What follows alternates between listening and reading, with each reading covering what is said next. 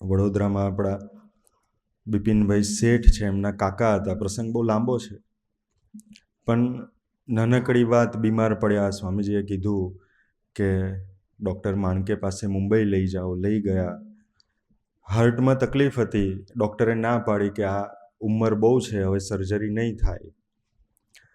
સ્વામીજી ડૉક્ટરને ત્યાં પધરામણી કરવા ગયા સામે ચાલીને. સ્વામીજીએ કીધું કે આને કંઈ નહીં થાય, તમે ઓપરેશન કરો, સર્જરી. ડૉક્ટરે સર્જરી કરી. એમના કાકાને સારું થઈ ગયું. ડૉક્ટરે બી એક્સેપ્ટ કર્યું કે આ સ્વામીજીના આશીર્વાદથી સક્સેસ થયું છે. તો પાછા ઘરે આવ્યા.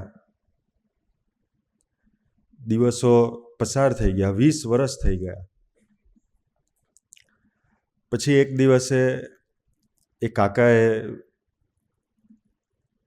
શેઠને કીધું કે સ્વામીજીને ઘરે લઈ આવો, મહાપૂજા કરવી છે, સંતોને જમાડવા છે. સ્વામીજી ઘરે પધાર્યા, મહાપૂજા કરી, સંતોને થાળ કરાયો. એમને સ્વામીજીને કંઈક પ્રાર્થના કરવી હતી. સ્વામીજીને બી એક ખબર હતી કે એમને શું પ્રાર્થના કરવી છે. એટલે જતાં જતાં બી સ્વામીજી એમને જ્યાં બેઠા હતા ત્યાં આવ્યા અને કીધું કે કંઈક કહેવું છે, પણ ભૂલી ગયા. તો કે ના. સ્વામીજી તો 2 ડગલા આગળ ચાલ્યા એટલે એમને યાદ આવ્યું, એટલે સીધો હાથ પકડી લીધો સ્વામીજીનો. હાથ પકડીને પછી કીધું કે હા. સ્વામીજી કે કહો.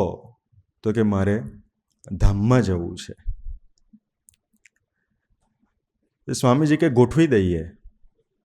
જાણે આપણે અહીંયાથી જે પ્રદેશમાંથી આવ્યા છે ત્યાં જવાનું હોય પાછું. એ કે મારે અક્ષરધામમાં જવું છે. સ્વામી કે ગોઠવી દઈએ ને. આપણે બી દરેકને કેનેડા, અમેરિકા જવું છે. અમારા આણંદ વિદ્યાનગર નડિયાદવાળાને તો IELTSનો ફૂલ ફોર્મ ના આવડતો હોય, જવું હોય કેનેડા, જવાય છે એમને. સ્વામીજી કે ગોઠવી દઈએ. પછી એપ્રિલ મહિનો નજીક આવતો હતો. સ્વામી કે રામનવમી પર ચાલે? તો પેલા શેઠને બધા કે સ્વામી છોકરાઓને એક્ઝામ હોય ને પાછી. સ્વામીજી કે જા અંદર પૂછ્યા આવો એક્ઝામ ક્યારે પૂરી થાય. તો પૂછવા ગયા તો કીધું કે કંઈક તારીખ આપી. સ્વામીજી કે બીજે દિવસે પાક્કું.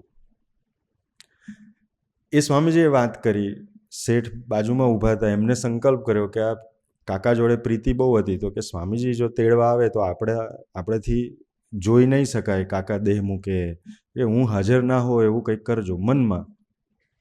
પછી તો સ્વામીજીએ તારીખ આપી, પધારી ગયા. જે દિવસે સ્વામીજીએ તારીખ આપી હતી એ દિવસે સ્વામીજીએ હરિધામમાં કાર્યકર્તાઓની મિટિંગ રાખી. શેઠ તો કાર્યકર્તા તો સ્કૂટર લઈને પહોંચી ગયા. એમને તો ભૂલી ગયેલા. સ્વામીજીએ સવારનો સમય બી આપેલો અને ભક્તિબાગમાં બધા કાર્યકર્તાઓની શિબિર ચાલતી હતી ને સવારે 10 થી 11ના ટાઈમમાં સ્વામીજીએ બધા જ કાર્યકર્તાઓને કંઈક નિમિત્ત કરીને કીધું કે આપણે 5 મિનિટ ધૂન કરવી છે. ધૂન કરાવી. ધૂન પૂરી થઈ એટલે શેઠ કહેતા હતા કે સ્ટેજ ઉપરથી મૈત્રી સ્વામીએ ઈશારો કર્યો કે ઘરેથી ફોન આવ્યો છે, જાઓ કાકા ધામમાં ગયા. અને સ્વામીજી તેડી ગયા. એ દિવ્ય પુરુષ ગુરુ હરિ સ્વામી. તો એ એમનો મહિમા છે, એ એમની સામર્થ્ય છે.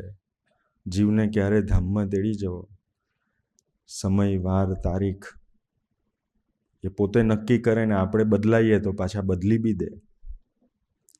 એ એમની અદ્ભુત પાછી સરળતા આટલી બધી સામર્થ્ય પછીની.